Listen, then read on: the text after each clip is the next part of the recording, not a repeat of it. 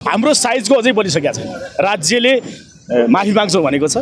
हामी अझै पनि आशावादी के छौँ भने माफी यसरी माग्दैछ कि कानुनी रूपमा पनि मजबुत बनाएर दलित समुदायलाई समाजमा भएका विभिन्न विभेदहरूलाई चाहिँ अन्त्य हुने गरी माफी माग्दैछ कि सरकार भन्ने आश गरेका छौँ। राष्ट्रसभाको सभापतिले माफी माग्नुभयो, बालन शाहले माफी मागेनन् भन्ने दलित समुदायको गुनासो पनि छ।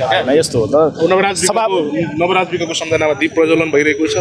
यो अवस्थामा अब प्रधानमन्त्रीलाई के भन्नु त तपाईँको सन्देश? होइन, अब प्रधानमन्त्रीजीले नै सरकारले नै माफी माग्छौँ भनेर उहाँहरूले आफ्नो रुटिनमा राख्नु भएको छ। पार्टी सभापतिजीले त्यसको ठुलो पार्टीको सभापतिको हैसियतले अहिले सत्ताको नेतृत्व गरिरहेको पार्टीको एउटा अभिभावकको हिसाबले उहाँले माफी मागिसक्नु भएको छ। अझै पनि हामी के कुरामा छौँ भने सरकारले पनि हामी माफी माग्छौँ भन्नुभएको छ। उहाँले माफी मात्रै होइन, हामीलाई चाहिँ अब समाजमा यी पछाडि पारेका समुदायहरू, विभिन्न तहले पछाडि पारेका, विभिन्न कारणले पछाडि पारेका वर्गहरू, समुदायहरू चाहिँ अब फेरि यसरी सडकमा आउनु पर्दैन भन्ने गरी कानुनी रूपमा नै मजबुत बनाएर राज्यले एउटा नयाँ चाहिँ के कुरा दिँदैछ भन्ने हामी आशा गरेका छौँ। जस्तो कि नवराज विकको यो घटना भएको पनि करिब 7 वर्ष हुँदैछ, तर पनि यसको कानुनी लडाइँ अझै पनि चल्दैछ। क्या केही समय अगाडि मात्रै उच्च अदालत सुर्खेतले यसलाई जातीय विभेद होइन भन्ने ढङ्गबाट आदेश फैसला गर्यो।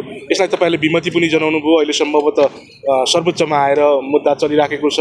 अब यो कसरी अगाडि बढ्छ अथवा अब यसलाई तपाईँहरूले कसरी सम्झिनुहुन्छ यो मुद्दालाई चाहिँ आजको दिन तपाईँहरूले? हामी आशा गरेका छौँ सम्भवतः योभन्दा पहिलेको सरकार 84सम्म टिक्ने थियो।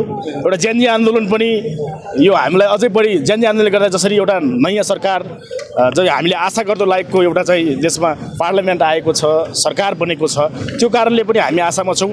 अहिले हिजोको न्यायालय कसैको कब्जामा थियो, अहिलेको न्यायालय स्वतन्त्र हुनेछ। स्वतन्त्र न्यायालयले हामी अन्यायको विरुद्धमा वा यी जसरी 6 जना भाइहरूको जसरी हत्या भएको छ, यी भाइहरूको पक्षमा चाहिँ न्याय हुनेछ वा फैसला हुनेछ भन्ने हामी ढुक्क आशावादी छौँ।